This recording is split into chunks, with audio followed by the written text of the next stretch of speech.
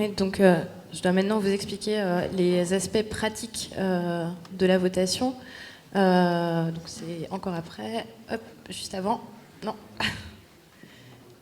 Avant. Voilà. Qu'est-ce qu'une votation citoyenne ? Donc c'est simplement une consultation qui permet aux habitants, à la population, de s'exprimer librement sur le sujet. Elle n'a aucun objectif électoral. Et c'est simplement pour recueillir l'avis des habitants et des citoyens sur la question. Donc déjà, le terme votation, d'où il vient, c'est du nom donné en Suisse. Vous savez que c'est des habitués des référendums, et c'est le terme qu'ils utilisent justement pour les qualifier. Donc les référendums d'initiative locale en Suisse s'appellent les votations. Les votations citoyennes ont quand même un précédent en France.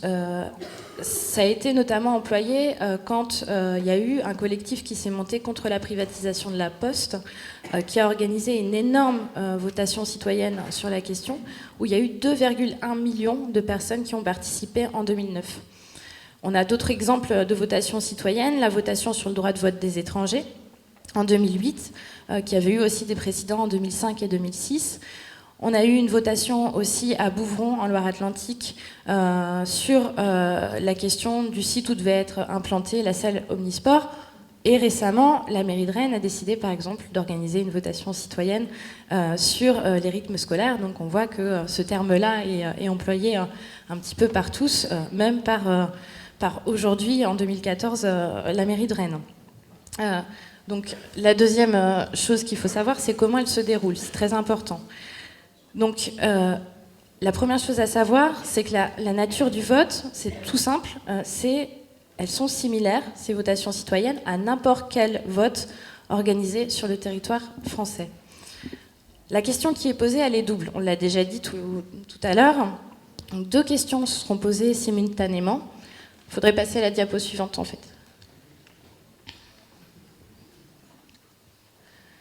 Donc voilà, quelle est la question posée ?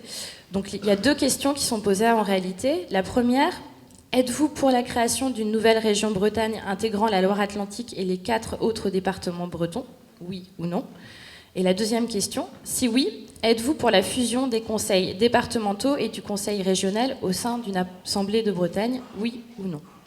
Donc une question importante également, c'est de savoir qui peut voter. Alors, toutes les personnes inscrites sur les listes électorales de la commune où se déroule la votation et toutes les personnes résidant sur la commune, on a fait le même choix que les Écossais, âgées de plus de 16 ans. Quelle que soit leur nationalité, donc ce qu'on a prévu pour les listes complémentaires, c'est de faire un formulaire sur le site de DIBAB que les gens peuvent remplir. On leur demande simplement un justificatif de domicile pour être certain qu'ils habitent bien la commune où a lieu la votation, et ils peuvent le faire jusqu'à 24 heures avant le vote. Les bureaux de vote, on va tâcher de faire, alors un petit peu différemment de la Catalogne, on va essayer de faire que ce soit les bureaux de vote habituels. Quand je dis essayer, c'est simplement que ça passe par des accords de la part des mairies, que ça peut être compliqué par endroits. Donc on va vraiment tout faire pour que ce soit les bureaux de vote habituels et que les gens puissent se rendre là où ils vont habituellement voter. Le dépouillement se déroule comme il se déroule d'habitude. Il commence 15 minutes après la fermeture des bureaux de vote, si possible sous le contrôle d'élus, de conseillers municipaux. Mais évidemment, toute personne sera la bienvenue, hein, c'est ce qu'on appelle des scrutateurs dans un scrutin classique. Et on publiera les résultats sur le site internet et via les réseaux sociaux. On enverra aussi les résultats par email à la presse, aux responsables politiques et associatifs. Alors, la question qui reste en suspens après toutes nos interventions, c'est comment on peut s'organiser. En fait, il y a 2 exemples. Il y a ce qu'on va faire là, dans quelques jours, à Saint-Viaud, le 30 novembre, où la municipalité avait, à l'époque, répondu à un sondage que 44 Braze avait organisé lors des municipales. Et la question qui était posée par 44 Braze aux candidats au municipal, c'était « Êtes-vous prêt à organiser une votation dans votre commune ?» Donc il y a un certain nombre de nouveaux élus qui ont répondu favorablement à cette question et que 44 Braze a recontacté par la suite. Donc la commune de Saint-Viaud s'est portée volontaire pour organiser la votation.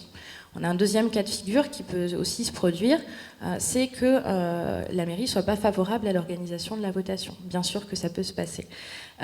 Et dans ces cas-là, on a la loi pour nous, tout simplement parce que n'importe quel citoyen peut demander une copie des listes électorales. Donc ça, c'est la première chose. On peut recevoir une copie du fichier. C'est l'article L28 du Code électoral. Donc c'est soit la préfecture qui transmet la liste électorale, soit la mairie directement. La deuxième chose, c'est que les locaux des mairies, ils peuvent être aussi mis à la disposition des partis politiques ou des associations selon des modalités qui sont définies par le maire. Mais là, on a un précédent sur le territoire français, c'est que il y a eu en 2011 le parti politique qui est aujourd'hui au pouvoir qui a organisé des primaires. Et lors de ces primaires, un certain nombre de locaux municipaux qui correspondaient exactement au bureau de vote habituel ont été prêtés gracieusement par les mairies. Donc on pense qu'on va pouvoir aussi s'appuyer sur ce qui a été fait à ce moment-là, c'est-à-dire obtenir gratuitement le prêt des locaux des mairies. Donc tout ça, évidemment, c'est le cadre juridique. Reste comment est-ce qu'on s'organise. Donc la première chose à faire, c'est de prendre contact, évidemment, avec les mairies, les convaincre. On a du matériel, des argumentaires à la disposition des personnes. Donc on a les documents qu'on vous a mis sur les chaises, notamment, avec lesquels on peut essayer de convaincre les élus. Selon la position de la municipalité, la deuxième étape, c'est le temps de la campagne. C'est-à-dire que si la municipalité est d'accord, le vote s'organise. Sinon, c'est aux militants qui souhaitent organiser le référendum de contacter la préfecture, d'avoir les listes électorales et ensuite de demander l'autorisation d'avoir le prêt des locaux. Donc, dans un second temps, ensuite, évidemment, vient le temps de la campagne électorale. Donc, ce qu'on compte essayer de faire au maximum, c'est aller voir les gens, essayer de les convaincre, et puis leur donner aussi tous les enjeux tels qu'on les a exposés tout à l'heure, en faisant par exemple du porte-à-porte et des campagnes de boitage dans les communes où auront lieu la votation. Donc ça c'est la deuxième étape. La troisième, on peut aussi envisager évidemment des réunions publiques pour expliquer le processus aux personnes, essayer de mobiliser au maximum la population. La dernière étape, c'est celle du vote. Donc là, il y a besoin de gens pour tenir les bureaux de vote, évidemment, pour le dépouillement. Ce qu'on sait à travers les différentes pétitions qui ont circulé, à travers les différentes mobilisations qui ont eu lieu, c'est qu'il y a beaucoup de gens qui sont favorables à la fois à la réunification et aussi qui s'intéressent énormément à la question institutionnelle, qu'il y a vraiment un déficit de démocratie sur la question institutionnelle et que les gens ont envie de pouvoir choisir leur cadre juridique.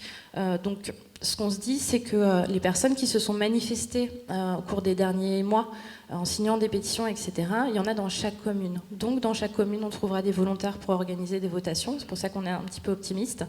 Ce que DIBAB veut être, c'est un outil au service des personnes, avec tout ce qu'on a pu faire là pour organiser le forum et pour la première votation.